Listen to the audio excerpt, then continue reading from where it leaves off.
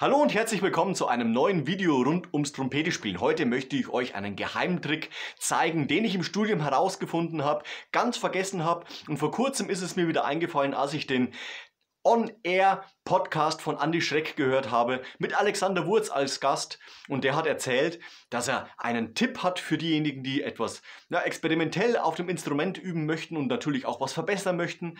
Und zwar hat es mit dem Mundstück und vor allem der Art und Weise, wie es auf dem Instrument sitzt, zu tun. Ich habe das damals herausgefunden, als ich mir eine deutsche Konzerttrompete gekauft habe, habe ich gemerkt, dass mein Mundstück zu weit ins Instrument hineingeht und auf der Innenkante immer anstößt, und das heißt, unten anstößt und oben hat es gewackelt. Das heißt, das Mundstück ging einfach zu tief rein und dementsprechend musste ich mir natürlich was einfallen lassen. Mein Trompetenlehrer, der Dozent, hat damals gesagt, du kannst natürlich außenrum Papier wickeln und dann dementsprechend die Position finden, die fürs Instrument gut ist. Gesagt, getan. Papier um den Schaft des Mundstücks gewickelt, und am Anfang übertreibt man natürlich etwas und das Mundstück geht nicht mehr weit genug ins Instrument, und dementsprechend hat man gemerkt, wenn man spielt, dass einem Luft entgegenströmt. Das heißt, genau da, wo die Lücken entstehen zwischen Mundrohr und Mundstück, weil das Papier nicht zu 100%ig abgedichtet hat, kam wieder Luft entgegen, und dementsprechend war natürlich das Instrument mit dem Mundstück nicht 100%ig dicht an der Stelle. Etwas abgemacht, dann hat man auch die richtige Position gefunden, das Ganze mit Tesa fixiert, beziehungsweise dann nur Tesa, weil Papier löst sich natürlich durch die Feuchtigkeit auf und man bläst es ins Instrument. Ungünstig, deswegen die Tesa-Variante. Aber jetzt zum Üben möchte ich euch eine Möglichkeit zeigen, wie ihr euch den Luftfluss beziehungsweise den Klang auf der Trompete, aber auch auf allen anderen Blechblasinstrumenten verbessern könnt. Da braucht ihr einfach nur ein kleines Fisselchen an Papier. Das Ganze 4-5 Mal gefaltet, und dann nehmt ihr das hier unten an den Mundstückschaft dran. Ich zeige es euch mal noch genauer. Also hier das Papier, und dementsprechend sehen wir, dass es überhaupt nicht ganz rumgeht, sondern nur an einer Stelle. Jetzt stecke ich diese Kombination von Papier und Mundstück auf die Trompete. Und dann entsteht natürlich an der Stelle, wo kein Papier ist, diese Lücke. Man merkt ganz deutlich, wenn man spielt, dass einem dort Luft entgegenströmt. Ich zeige es euch nochmal hier.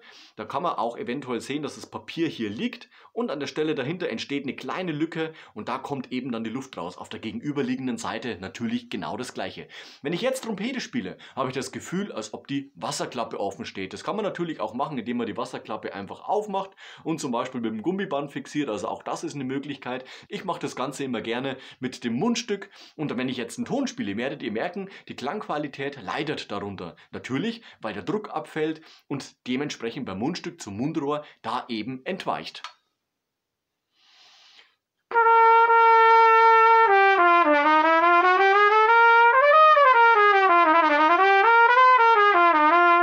Und da merke ich ganz genau, wie es mir entgegenströmt, diese Luft. Es fühlt sich an, nicht ganz so extrem, wie wenn ich die Wasserklappe aufhabe, aber es ist schwieriger, die richtige Tonhöhe zu treffen, und es ist schwieriger, den Anstoß auf dem Instrument klar und deutlich zu spielen. Wenn ich jetzt also mit dieser gehandicapten Trompete übe, muss ich natürlich mehr machen. Ich muss aktiver machen, ich muss direkter arbeiten, damit eben auch mit diesem undichten Zustand der Trompete ich genau die gleiche Übung spielen kann, wie zum Beispiel so eine Etüde oder eine Tonleiterübung, damit ich das am Schluss natürlich dann auch wieder ohne dem Papier zwischen Mundstück und Trompete gut spielen kann. Und man hat dann richtig das Gefühl, oh Gott, ich habe jetzt richtig so ein befreiendes Gefühl, und auf der Trompete klappt das viel, viel besser. Ich kriege die ganze Luft, den ganzen Druck, den ich erzeuge, ins Instrument und wandle das Ganze in Klang, in Sound um. Wichtig ist immer bei dieser Übung, das Ganze nicht zu übertreiben, sondern eher als Experiment zu sehen. In ein paar Minuten jeden Tag so gespielt, und man merkt auch im Anschluss direkt, es klappt schon besser. Also probiert das Ganze mal aus. Bei mir hat das Ganze Wunder gewirkt. Ich habe richtig gemerkt, wenn ich dann auf der deutschen Trompete spiele, auf einmal geht die Luft richtig ins Instrument. Das Instrument wandelt diese Luft richtig in Sound, in Klang um. Das Ganze hat sich richtig rund angehört, war richtig toller Trompetenklang, so wie es eben sein soll. Schreib doch mal in die Kommentare, wie es bei dir geklappt hat und was deine Erfahrungen sind mit dieser Art von Übung. Ich kann es dir nur empfehlen, auch hier Experimente natürlich zu machen, um einfach das Trompete üben so abwechslungsreich wie nur möglich zu gestalten, und vor allem, dass es Tag für Tag einfach auch interessant bleibt.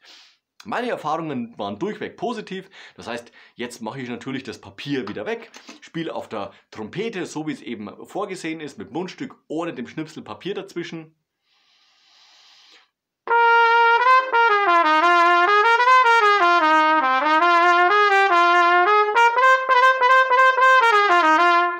dann klappt es wirklich sehr, sehr gut, klingt gut und ich habe das Gefühl, es ist gar nicht mehr so anstrengend. Klar, weil die Luft zu 100% wieder ins Instrument geht. Also, lass am Ende von diesem Video noch ein Like und ein Abo da, das freut mich immer ganz besonders. In Zukunft gibt es mehr Tipps und Geheimtipps vor allem zum Trompete spielen. Wir sehen uns nächste Woche zu einem neuen Video rund ums Trompete spielen. Bis dahin, ciao, euer Nico.